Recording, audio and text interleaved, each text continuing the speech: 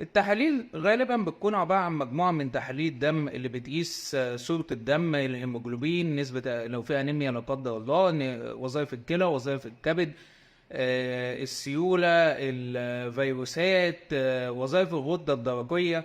بنحب دايما نقيس وظائف الغدة الدرقية عشان نسبة كبيرة جدا من المصابين في السمنة بمرض السمنة عندهم خمول في الغدة الدرقية وهم مش مدركين دوت، وحالات كتير بنكتشفها بنفسنا. تقريبا ربع او 20% من الحالات اللي بتعمل عمليات سمنه هي في الاصل بتكون ناس عندهم خمول في الغده الدرقيه، والخمول ده ما تشخصش وما تعالجش، بتسبب لارتفاع كبير جدا في وزن 140 150 كيلو، ومشاكل في القلب، وارتفاع في الضغط، وارتفاع الكوليسترول، ومشاكل والكسل والتعب. المشاكل دي كلها غالبا بتكون نتيجه لخمول في الغده الدرقيه، لكنه مش متشخص لان الشخص ده محدش فكر يعمل له التحليل ده قبل كده.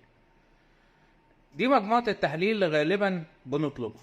في تحاليل تانية بعض الناس وبعض المراكز وبعض المستشفيات بتحب ان هي تطلبها، زي مثلا ان هو يطلب وظائف تنفس او ايكو اللي هو اشعة موجات صوتية على القلب. طبعا حاجات زي دي احنا مش بنطلبها بشكل تلقائي او روتيني للناس. لازم الشخص يكون ليه تاريخ مرضي، لازم بيكون مثلا عنده حساسية صدر، يكون عنده مشكلة او تليف في الرئة، يكون عنده فشل في وظائف القلب، او يكون مثلا ركب دعامات او عمل عمليات في قلبه. ده الناس هنطلب منهم حاجات زي كده، لكن مش هيجي لي مثلا شاب او شاب عندهم 20 سنة واقول له روح اعمل ايكو وروح اعمل وظائف تنفس. من التحاليل برضه اللي بتتعمل تحليل بيقولك هنقيس نسبة الحرق او نسبة مقاومة الانسولين في جسمك.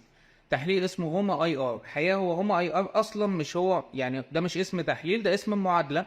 هو التحليل نفسه بيبقى عبارة عن سكر صايم ونسبة الانسولين في الدم، وبيخش معادلة يطلع هوما اي ار اللي هو زي اندكس ان احنا بنعرف مدى حساسية الانسولين في جسمك. طبعا بالتأكيد جميع مرضى السمنة عندهم شكل من أشكال المناعة ضد الأنسولين. ده شيء طبيعي بيحصل نتيجة لتراكم الخلايا الدهنية وللمفعول الهرموني اللي بيحصل للخلايا الدهنية والتضخم البنكرياس اللي بيحصل نتيجة للسمنة. فالتحاليل دي يعني هي إلى حد كبير هي مكلفة، والى حد كبير احنا مش بنحتاجها. يعني ما ينفعش حد جاي يعمل عملية سمنة والخلاف على 1000 و2000 وفي الاخر نطلب منه تحاليل يعني استعمالها اصلي بيكون استعمالات بحثية وتمنها غالي جدا، ممكن توصل ل4 و5000 جنيه.